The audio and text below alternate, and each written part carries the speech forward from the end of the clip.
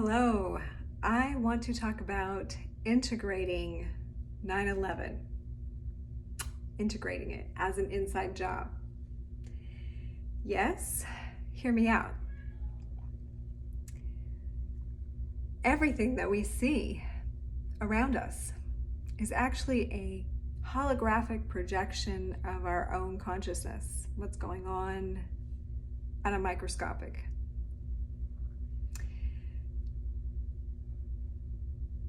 So let's talk about world events from that place. I don't know if you've ever read the Bhagavad Gita, but there's many texts that speak about this outer battle, like in the Bhagavad Gita, Kukusetra, this battle. Paramahamsa Yogananda did an awesome job of translating that to the inner battlefield that we're all always engaged in, especially in our minds, about interpreting reality and how masterful, how warrior-like we can be at taking that data and doing the inner work, which many of you know as Ho'oponopono. So there's a funny thing in the spiritual community about inner work. And a lot of people say doing this work is bypassing the situation. You have to do something out there. And yet at the very same time can be teaching. Sorry, I look like I'm doing the potty dance, but I'm just excited. The very same people will be saying how powerful your mind is, as within, so without, that other person's a reflection of you. But then when it comes to the world stage, that's a different story for some. But I challenge you that this is the story that we have to get. The story, yes, has to do with, I believe, getting the truth first. Yeah, the truth is important. So when we have the truth, what we can then do with the truth is the most powerful thing. Sure, we can tell everyone, that's definitely a phase. Like we need, like messengers are needed to get other people the truth. But then the process becomes, what do I do with this truth? And yes, like I said, one phase is being the messenger. Another phase is to do the integration work on that, to take it very personally, this truth that has been identified in reality, and say, okay, if this was an inside job out there, that means it's also an inside job up in here. So this conflict of like a governing body that is deceptive and manipulative to its people can be seen inside one's own psyche as the governing body in me, the governing thoughts, the governing feelings that this entity is holding for the rest of this body kingdom is deceitful, like not telling the truth as to the true potentiality that lies in this body, because that lower faculty of mind that's been governing, when we just allow the lower faculty of mind, just the programs to govern, because that's what we're doing. If we're not awake and living from our higher faculties, we're living from a program, which can be the way you were brought up, your particular religion, or the propaganda that's fed continuously. Pick a program. You know, it can be the program that your mother repeated to you and that now you repeat to yourself. Whatever it is, identify the program, because we've all got them, if not just one, multiple, right? There's cultural programming too, and there's ancestral programming. So we have this sort of netting that keeps us in that lower mind, which includes the subconscious mind and unconscious mind. So we're living from a very unconscious or subconscious place when the lower mind is governing the body. So that's deceptive, number one. Maybe not intentionally, but that's the best that part of your mind can do.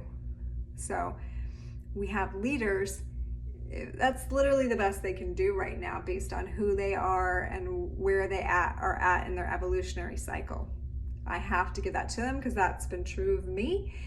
I'm I'm doing the best with what I have. But as I awaken to my higher faculty, to my higher mind, and I become aware that this bodily kingdom, queendom, this realm of mine is under my rulership. So I am responsible for caretaking the kingdom, taking care of body and mind and thoughts, and not stuffing things and not denying myself and not like beating myself up over things, because that's also deceptive.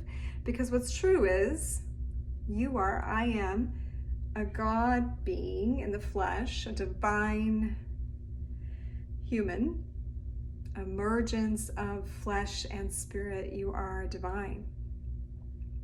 So telling yourself anything less than that is actually deceptive. And the distortion of many of us doing that is the perception, the watching out of an unrighteous leader, an unloving, governing body that deceives and actually physically harms. So we fix it in here, and then our projection changes. We begin to see another world. We see a different experience. Of course, it may not happen overnight, but it may. But it's also the gradual process of many of us taking responsibility for our thought sphere, for how we work through our emotions, like work through them all the way. Be truthful with yourself about how you feel so that you can own all of that and not leave any of that in the psychic trash bin for other people to have to pick up on and process through. Like, everybody can work on their own shit, if you will. And we all got it. We've all got ancestral stuff. We've all got cultural webbing. Like, we each have like a net over us, and it's attached to other people's nets, and we can help them a little bit. If everyone just worked on their own untethering, we would get quicker to this pure place of collective self-governance, which is a totally different place that we are destined to experience. So, one step at a time, one awareness at a time, integrating the things we don't like. And today is a perfect example with this big event where one side of the story was presented to us about 9/11, and then the truth starts to come out, right? And you realize there's been a deception, huge one, like in the nature of changing the control mechanism of all of reality, right? But that's also true within. If there's an inner deception and we don't tell ourselves the truth about who we are, that distorts the reality that we can live from. And then we're living from a much lower potentiality. We're living from a low vibe, from a self-destructive vibe, from an I'm not good enough vibe. And then we're not accessing this huger other reality, which is what you're here to access. All the wealth and abundance that is your birthright. And the experiences that are transformative. Yes, you can have low-level transformative experiences all day long. But again, it's our mental state that is a huge determining factor in how we see any situation, right? So you could be having this seemingly trash experience, but from a high mind, really get the benefits, see the beauty in it. And you could be having the best experience, high vibe, but from a closed mind, you might complain and think it's the worst thing ever.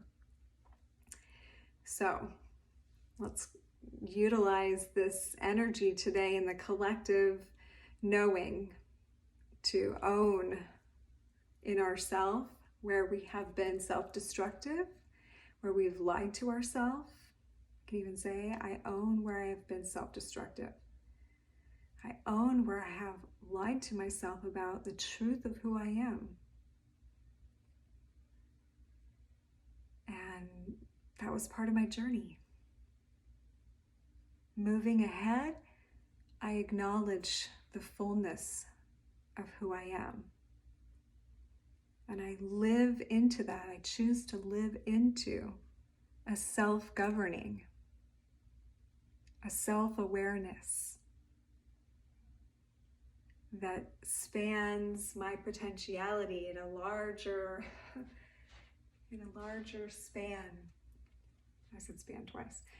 Fill in the blank.